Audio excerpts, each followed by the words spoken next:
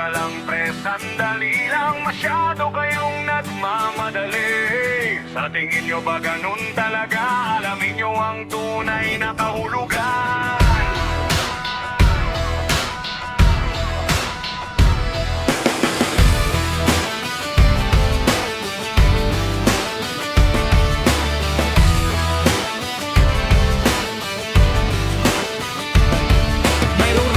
Patako sa buong katawan, akala mo kung sino, tingin mo'y bayani. Pero pagharap na ng tunay na hamon, nagtatago na lang, di na lumalaban. Sabi nila manubento, tingnan mo ang disenyo, pero sa loob-loob duwag naman talaga.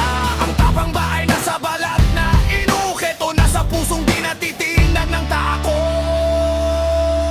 Malupit ba yan? Malupit ba yan? Ang walang tato, kulang ba ang halaga? Malupit ba yan? Malupit ba yan? Ang tunay na malupit, hindi kailangan magpanggap. Hindi sa kulay ng balat, hindi sa dami ng babae, hindi sa sikat na pangalan na alam ng marami. Ang tunay na malupit, galing sa gawa, magandang kanta, tunay na husay yan. Ang tunay na kangkangkagdapita. May iba pa na parang hari sa lansangan, ang daming kasama, parang piyesta tuwing araw. Pero pag lumipas ang gabi, nag-iisa rin, wala naman talaga ang tunay na kaibigan. Sabi nila malupit to, dami niyang nagugustuhan, pero pag kailangan siya, wala namang tumatagal. Ang pagiging lalaki ba'y nasa dami ng babae o sa pagiging tapat sa isa at sa lahat?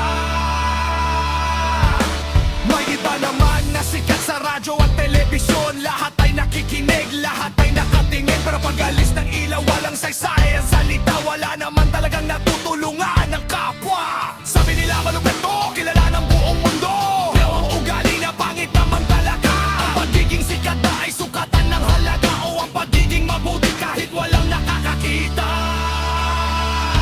Kaya huwag kayong magpadala sa panlabas na anyo, huwag magpadala sa ingay at sa pagpapanggap. Ang tunay na lakas ay hindi sa kung ano ang suot, kundi sa kung ano ang nasa loob ng iyong isip at puso.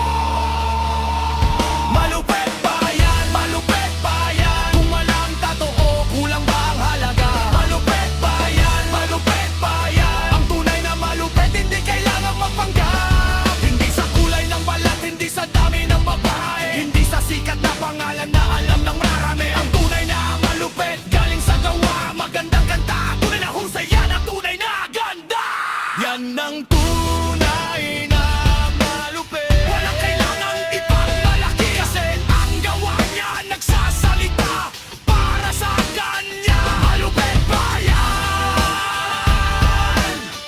Oh, yan ang tunay na malupit.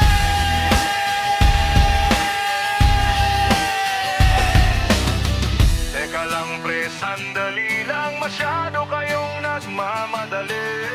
Sa tingin nyo ba ganun talaga? Alamin nyo ang tunay na kahulugan.